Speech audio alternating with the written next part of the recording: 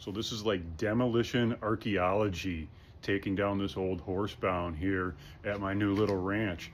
And you know, this old building is just so neat the way they built things. So what I'm trying to do is disassemble it as much as possible and save some of these just, you know, historic materials. So the rafters and stuff up above me, the old live edge boards, peeling those off one by one. I got one side over here, all of them done. Probably got 95% of those boards off intact. So peeling those off, and then these, I guess we'll call them rafters themselves. These are logs shaved off on one side, so it's flat on one side, log on the other. As we go through the building, it's of course the old hand-hewn construction, and one of the things that I've been enjoying is finding they insulated much of this building with cardboard, cut up boxes and stuff like this. So here we have a case from Ivory Soap, Procter and Gamble. Oh, it just says Gamp.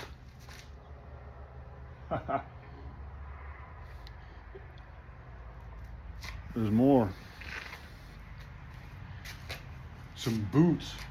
They had to reuse everything, and I guess that's what we have to do here as well. Mishwaka Rubber and Woolen Manufacturing Company. Rubber and woolen footwear. Mishwaka, Indiana.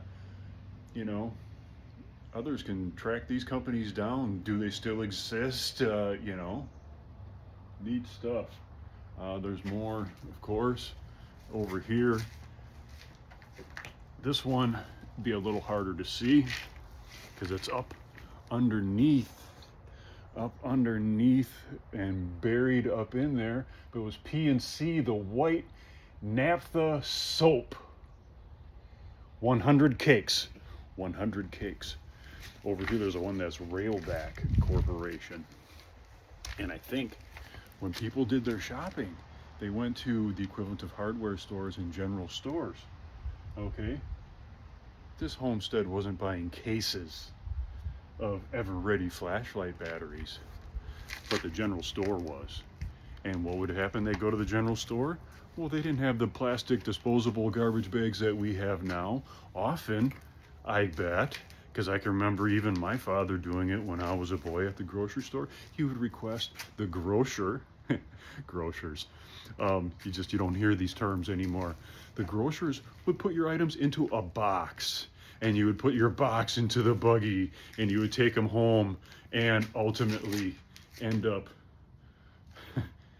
insulating your horse barn with cardboard boxes.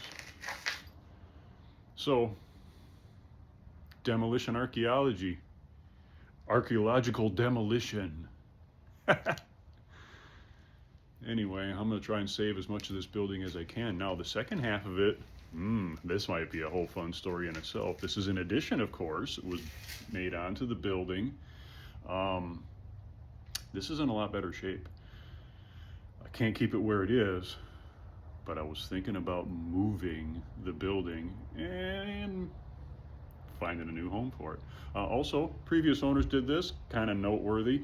I have to come up with a solution for the darn barn swallows. I'm going to have to relocate some barn swallows. So I've already left for the season. Fall is here in northern Wisconsin. The swallows are gone. The previous owners built these little swallow habitats. That was a pretty neat idea. I've got an idea, but I need some horseshoes